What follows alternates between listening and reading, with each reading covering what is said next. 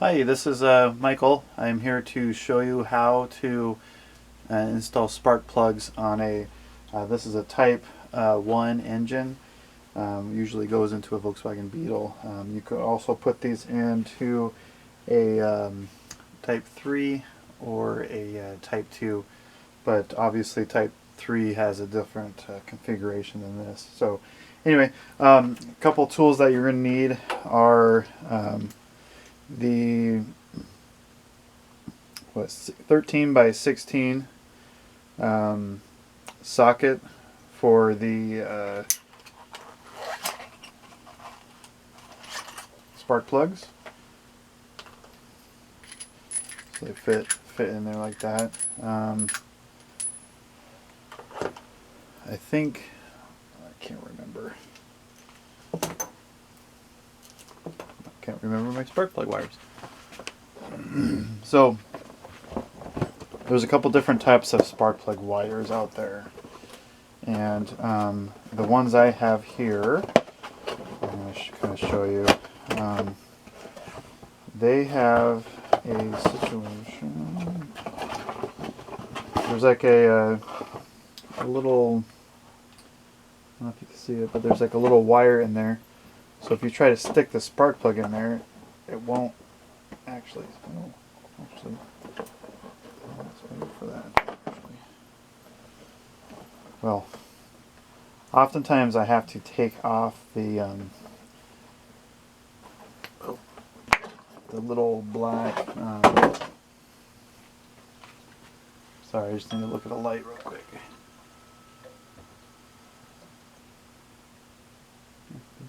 Awesome. All right, so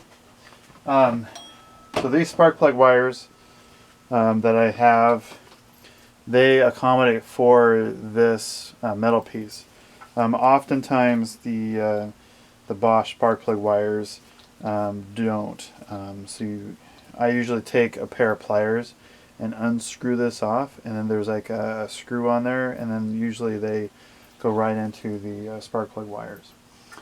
Okay, so I usually have a extension on my socket wrench, and I just use one of these, and it's situated so I can tighten up the spark plug, and then also 4 spark plugs. So because I usually would buy my spark plugs from a Volkswagen shop nearby, and since they closed, I buy them from from AutoZone or a nearby auto parts store. And so the brand that I usually get is the NGK, and it has a spark plug like looks like that.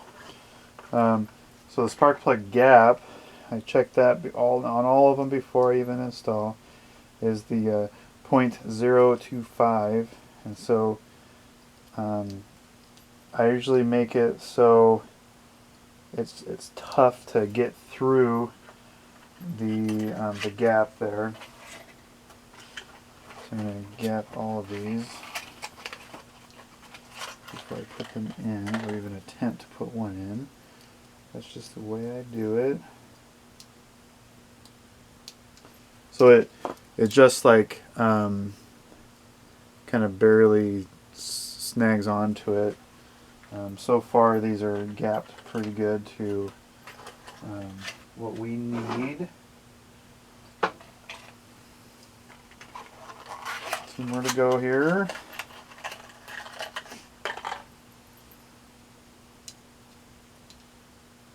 Huh. I normally don't get this. I normally have to re-gap some of them.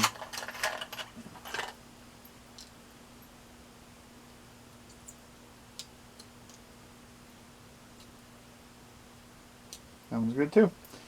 Okay, so I personally like this type of spark plug, gap. I don't know what to call the official name, the gap spacing of the spark plugs, just because I can use these portions to bend the metal, and then these are really good for placing the gap. I mean, I know there's other methods and things out there. So anyway, so I'm going to kind of grab the camera real quick and kind of show you what I'm going to be looking at. Okay, so this engine is not in a car, which you can't really see this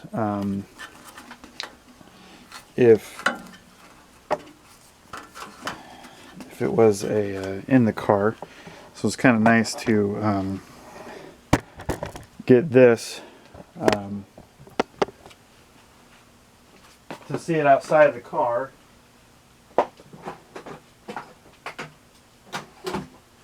Sorry, I forgot I put the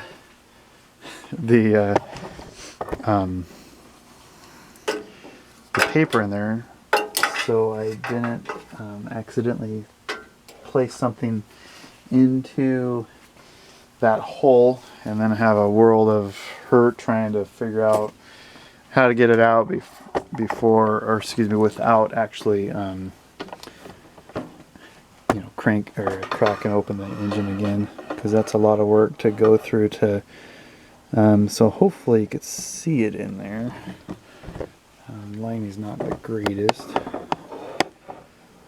That's the hole that we're trying to get into, and it's kind of far, you know, it's quite a ways in there. So I'm going to try to, sorry about the shaking around. I'm going to try to get it so you can kind of see what I'm doing as I do it. So I install them by hand because there's been so many times where I've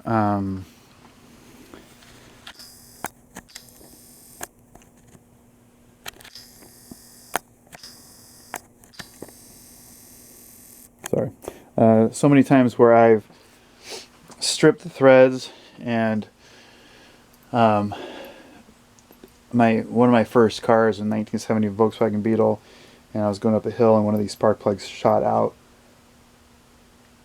of the car. Excuse me. And so what it decreased the power of the vehicle, and that particular engine, it was before I started ripping apart engines and rebuilding them. I think 2 spark plugs actually popped out, and the number 3 spark plug was I don't know what happened, but I think it was running off of 1 cylinder. But anyway, so what you have to do is, if you strip the spark plugs, you have to put a helicoil in, and you have to take off the head and then thread the hole for the spark plug, and then you get the helicoil, which is a special threaded coil that goes into that thread, and then you could put your spark plug back in the car. Okay, so what I normally do is I put the spark plug in there, and I've been doing it for so long I kind of know where the angle is, and so, but if you didn't, I would you know, righty tighty lefty loosey, so I would put the spark plug in and then turn it counterclockwise until, just very slowly, until you could feel the threads drop, or the spark plug drop. And so that point is when you could start going clockwise, and then you won't have to worry about the threads stripping on your spark plug. So I put in my hand first, and obviously, like, if it was in a car, this process would be a lot more difficult because you don't really have a lot of room in between the firewall and the car. So I hand tightened them because of the stripping, and then also being able to get them out when you need to inside the car. And so I like this the small ratchet here that's a kind of a circle because it is less torque, and so I don't have to, I'm not completely tightening up the spark plug in its place.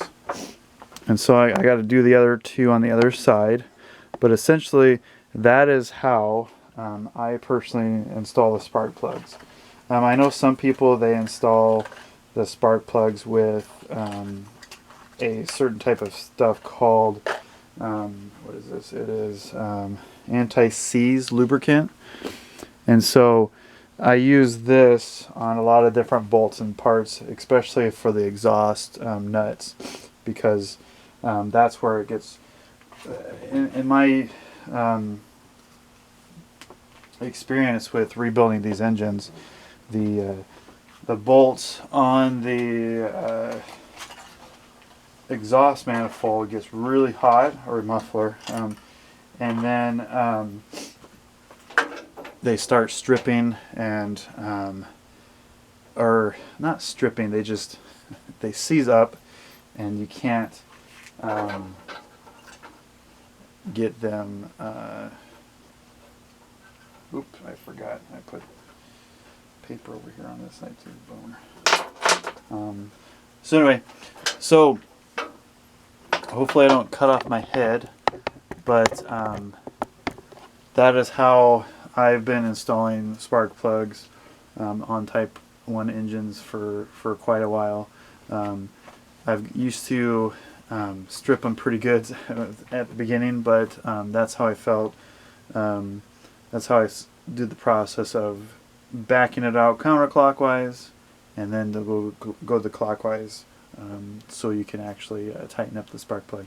So anyway, hope you learned something from this, and don't forget to like, subscribe, and also comment below with any comments. Also, if you want me to concentrate on a certain part or piece of the engine, and let me know, and I'll do a video on it. Alright, have a great day. I'll talk to you guys later. Bye.